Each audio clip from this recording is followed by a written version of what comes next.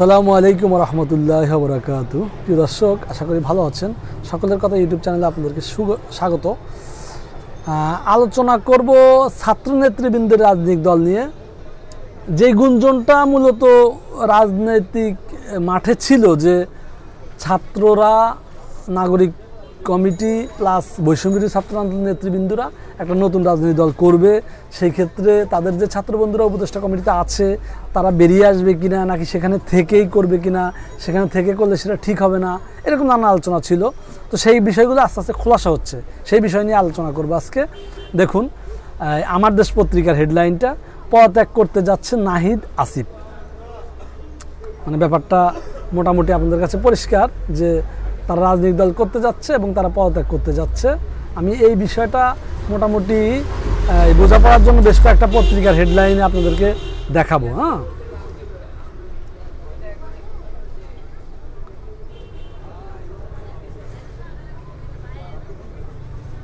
জনকণ্ঠ পত্রিকার হেডলাইন, পদত্যাগ করবেন কি উপদেষ্টা আসিফ মাহমুদ মাহফুজ। এমন একটা হেডলাইনে বিস্তারিতটা এমন লিখেছে যে রাজনীতি মাঠে নতুন ফিসফিসানি চলছে, পদত্যাগ করবেন উপদেষ্টা আসিফ মাহমুদ, সজীব ভুঁইয়া, নাহিদ ইসলাম ও মাহফুজ আলম। ক্ষমতার পালাবদলের পর দেশের রাজনীতিতে নতুন মেরুকরণ দেখা যাচ্ছে। বৈষম্যবিরোধী ছাত্র আন্দোলন নেতারা নতুন রাজনৈতিক দল গঠনের প্রস্তুতি নিচ্ছেন, যা ফেব্রুয়ারিতে ঘোষণা করা হতে পারে। শোনা যাচ্ছে নতুন দলের নেতৃত্বে থাকতে পারেন আন্দোলনের অন্যতম সমন্বয়ক, অন্তর্বর্তীকালীন সরকারের তথ্য প্রচার সম্পাদক, প্রচার উপদেষ্টা মোহাম্মদ নাহিদ ইসলাম। আচ্ছা, এখন প্রশ্ন উঠেছে, নাহিদ ইসলাম কি উপদেষ্টা পদ ছেড়ে রাজনৈতিক দলের দায়িত্ব নিচ্ছেন? অন্য দুই উপদেষ্টা আসিফ মাহমুদও কি করবেন? আচ্ছা, এদিকে জাতীয় রাজনৈতিক কমিটির নাসির উদ্দিন পাটোয়ারি জানিয়েছেন দলের নাম ও কারা নেতৃত্বে আসবেন তা নিয়ে আলোচনা হচ্ছে। ছাত্র উপদেষ্টাদের কেউ যদি উপদেষ্টা পদ ছেড়ে রাজনীতির দায়িত্বে আসতে চান তাদেরকে স্বাগত জানানো হবে, বুঝছেন ব্যাপারটা? আচ্ছা, তারপরে ছাত্র দলের ঘোষণার আলোচনার মধ্যে ছাত্রদের দল ঘোষণার আলোচনার মধ্যে অবশ্য অন্তর্বর্তীকালীন সরকারের নিরপেক্ষতা নিয়ে প্রশ্ন তুলছে বিএনপি। তাদের অভিযোগ, সরকারের উপদেষ্টা রাষ্ট্রীয় সুবিধা নিয়ে নতুন রাজনৈতিক দল গঠনে সক্রিয় রয়েছেন, যে সরকারের নিরপেক্ষতাকে প্রশ্নবিদ্ধ করেছে। এইসব বিবেচনায় জনমনে প্রশ্ন এসেছে, তবে কি ফেব্রুয়ারিতে পদত্যাগ করতে যাচ্ছেন আসিফ নাহিদরা? আচ্ছা, এরকম মোটামুটি বেশ কয়েকটা পত্রিকা, এটা জনকণ্ঠ, তারপরে আপনাদেরকে দেখাতে পারি আমি এই ডেইলি ক্যাম্পাস, নতুন আলোচনায় দল, পদত্যাগ করছেন নাহিদ আসিফ। অন্তর্বর্তীকালীন সরকারের উপদেষ্টা পরিষদ থেকে পদত্যাগ করতে যাচ্ছেন তথ্য উপদেষ্টা নাহিদ ইসলাম এবং যুব ক্রীড়া উপদেষ্টা আসিফ মাহমুদ, সজীব ভুঁইয়া। ছাত্র জনতার উদ্যোগে গঠিত হতে যাওয়া নতুন দলের হাল ধরতে পারেন তারা, এই জন্য এই দুইজনকে উপদেষ্টা পদ থেকে পদত্যাগ করবেন বলে জানা গেছে। আচ্ছা, উখিয়া নিউজে একই, পদত্যাগ করতে যাচ্ছেন আসিফ নাহিদ, জুনে পদত্যাগ করতে পারেন এই মাহফুজ আলম। আহ্বায়ক কমিটিতে নাহিদ হবেন সদস্য সচিব, দল হবে মধ্যপন্থা ধারার। আচ্ছা, দলীয় বিপ্লবের এই নেতৃত্ব দানকারী ছাত্র জনতার উদ্যোগে দেশের নতুন একটি রাজনৈতিক দল আত্মপ্রকাশ করতে যাচ্ছে। ফেব্রুয়ারি 15 তারিখের মধ্যে দল ঘোষণা আগে সরকার থেকে পদত্যাগ করতে যাচ্ছেন অন্তর্বর্তীকালীন সরকার তথ্য উপদেষ্টা নাহিদ ইসলাম, যুব ক্রীড়া উপদেষ্টা আসিফ মাহমুদ, সজীব ভুঁইয়া। আর জুনে পদত্যাগ করবেন আরেক উপদেষ্টা মাহফুজ আলম। এরও 3টা পত্রিকার ডিটেলস। আমরা এই বিষয়টা নিয়ে এবার আসলে একটু বিশ্লেষণ করি। তো এটা আসলে এই ছাত্রদের রাজনৈতিক দল করা ঠিক হবে কি হবে না, এই বিষয় নিয়ে নানান কথাবার্তা বলার চেষ্টা করছেন। এই বিষয়ে আমি একটু কথা বলি। এখন ছাত্ররা যদি আসলে রাজনৈতিক দল না করে তারা আসলে কি করবে এই কথাটা কেন বলছি? ছাত্ররা রাজনৈতিক দল, মনে করেন ছাত্ররা একটা দেশের বিশেষ পরিস্থিতিতে একটা আন্দোলন করেছে, আন্দোলন করার পরে আন্দোলনটা সফল হয়েছে, সফল হয়ে যাওয়ার পর ছাত্র আবার ক্যাম্পাসে ফিরে গেছে, যার যার দল তার কাছে চলে গেছে, আবার নির্বাচন হয়েছে, নির্বাচন হওয়ার পরে নতুন একটা সরকার ক্ষমতা আইছে। দিন শেষে কোনো গুণগত মান কি পরিবর্তন হইল? আর রাজনৈতিক দলগুলা কিন্তু গুণগত মানের অত পরিবর্তন চাচ্ছে না। তারা এই পচা নোংরা রাজনীতির ভিতর দিয়েই তারা মানুষদেরকে ভুলভাল বুঝায় মানে সুবিধা অর্জন করতে চায়। প্রচলিত রাজনৈতিক দলগুলোর প্রায় সবগুলা, হয়তো দুই একটা ক্ষমতা পায়নি বা তাদের জায়গাটা আমরা ভালো জানি না তারা কি করতে পারে, কিন্তু যাদেরকে আমরা ক্ষমতায় দেখেছি তারা দিন শেষে জনগণের জন্য না, এটা বোঝা যাচ্ছে, এটা পরিষ্কার। এখন সেই ক্ষেত্রে এই ছাত্রদের আর কেউ চিনবে না। মানে 71 সালের ঘটনাটা এরকম হয়েছে, আপনাদেরকে খুব পরিষ্কার করে বলি। 71 সালের দেশ স্বাধীনতার প্রেক্ষাপটে মানুষ, সাধারণ মানুষ, আম জনতা, কামলারা মানে তার সার্বভৌমত্বের প্রয়োজনে, দেশের প্রয়োজনে মাটির সংগ্রামে নেমে জীবন দিয়েছে, পঙ্গুত্ব বরণ করেছে, ক্ষতিগ্রস্ত হয়েছে। দিন শেষে তারা ঘরে ফিরে গেছে, স্বাধীনতা আসছে, স্বাধীন দেশের রাজনৈতিক দলটা রাজনীতি করতে যায় সে স্বাধীনতার মূল মন্ত্রে কিছুই রক্ষা করেনি, কিন্তু তাদের পকেট তারা ভরছে। ঠিক 24-এর অভ্যর্থনাও একই বিষয় হবে। যদি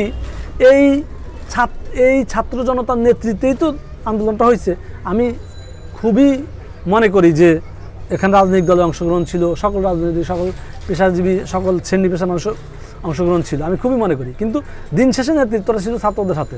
এখন সেই ছাত্ররা যদি কেউ না হয়ে যায়, কোনো ফ্যাক্টরি না থাকে, তাহলে তো এই আন্দোলন আসলে মানে বলবো কি, আমি আসলে এটা যাদের দ্বারা হইল তারা এর কদর বুঝবে, অন্যরা কিন্তু এবার বুঝবে না। তারা দলীয় ভাগাভাগি আমরা দেখতে পাচ্ছি, দলীয় ভাগাভাগি, দলীয় সুযোগ সুবিধার ভিত্তিতেই তারা আগাচ্ছে।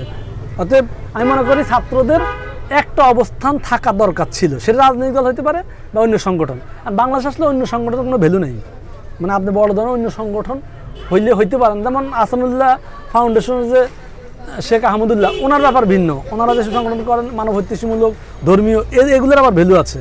তারপরে রাজনৈতিকভাবে তারা খুব বেশি প্রভাব বিস্তার করে না, রাজনৈতিকভাবে ক্ষমতাটা খুব গুরুত্বপূর্ণ।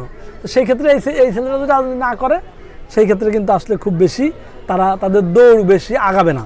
আচ্ছা, এখন এই প্রেক্ষিতে যদি আপনি বলেন যে এরা রাজনীতি দল করে কি ক্ষমতা চলে যাবে, একান্ত ইনস্ট্যান্ট ক্ষমতায় চলে যাবেই না, পরিষ্কার যাবেই না। কিন্তু তা সত্ত্বেও কি আমাকে দল না করে থাকা উচিত?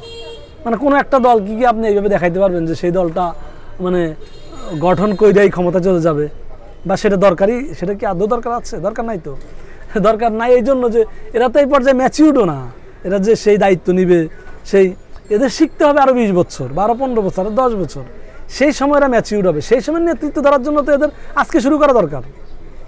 এই জন্য আমি খুবই প্রাসঙ্গিক মনে করি যে রাজনৈতিক দল হওয়া উচিত এবং এদের রাজনীতি করা উচিত। কিন্তু তাদের অনেক ত্রুটি বিচ্যুতি হবে, তাদের অনেক ভুলভ্রান্তি হবে, তারা আবার ঠেকবে, শিখবে, হাঁটবে।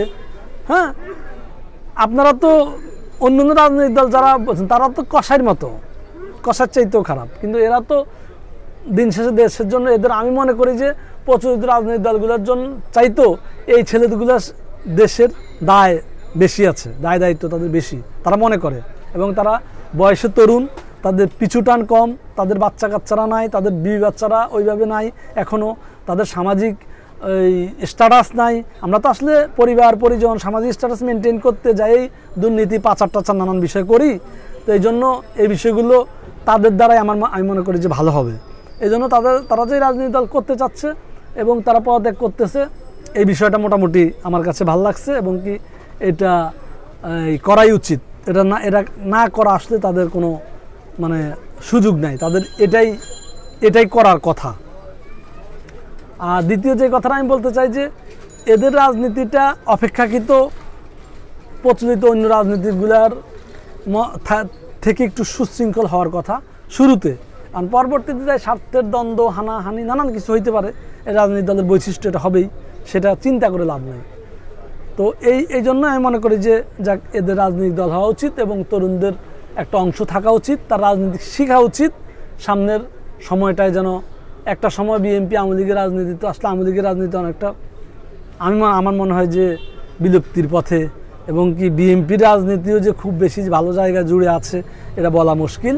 সেই ক্ষেত্রে তরুণদের রাজনীতি করা দরকার। আর একটা ইম্পর্টেন্ট কথা বলে শেষ করে দিচ্ছি, সেটা হলো যে যেই রাজনীতি আপনারা করেন না কেন, এটা হলো আমার কথা, এতক্ষণ তো ছাত্রদের বিভিন্ন দলের কথা বলছি, যেই রাজনীতি আপনি করেন না কেন, দিন শেষে মানুষের জীবনের সার্বিক উন্নয়ন, ইহকাল পরকাল সার্বিক বিষয় বিবেচনা এনে আপনি এই সব মতাদর্শ দিয়ে কোনো দিনই হবে না। হ্যাঁ, তো সেই জন্য আপনাকে অবশ্যই কোনো ধর্মীয় কাঠামো বা খেলাফতের আলোকে যেই দিন দল গঠন হবে, মানে ধর্মীয় সকল নিয়ম কানুন সমাজে প্রতিষ্ঠা হবে, সেটা যে কোনো ধর্মের বলতে আমি কিন্তু ইসলাম ধর্মের কথা বলছি না, সকল ধর্মের মানুষ নিজ নিজ ধর্মকর্ম করবে এবং সেটা প্রচণ্ডভাবে ধারণ করবে। এখন আমি কোনোভাবে মনে করি না মানুষ প্রচণ্ডভাবে তার ধর্মটা ধারণ করে, এটা আমি মনে করি করে না। এই জন্যই মূলত এত বিভ্রান্ত। তো এই দলগুলা দলগুলা নিয়ে আমি আলোচনা করলাম, এই দলগুলা মানুষের সার্বিক মুক্তি কোনো দিনই করতে পারবে না, এটা হলো বড় স্পষ্ট কথা। সেই দিন মানুষের রাজনৈতিক দল দ্বারা সার্বিক কল্যাণ আসবে, যেই দিন মানুষ ধর্মটাকে রাজনৈতিক আদলে গড়বে, মানে রাজনীতিটাকে ধর্মের আদলে গড়বে এবং ধর্মীয় সকল নিয়মকানুন অনুশাসন রাজনৈতিক নিয়মকানুন অনুশাসনে জড়িত হয়ে যাবে, একই ফ্রেমে বন্দী হবে। সেই দিন মানুষের সার্বিক কল্যাণ হবে। ভালো থাকবেন প্রিয় দর্শক, আসসালামু আলাইকুম।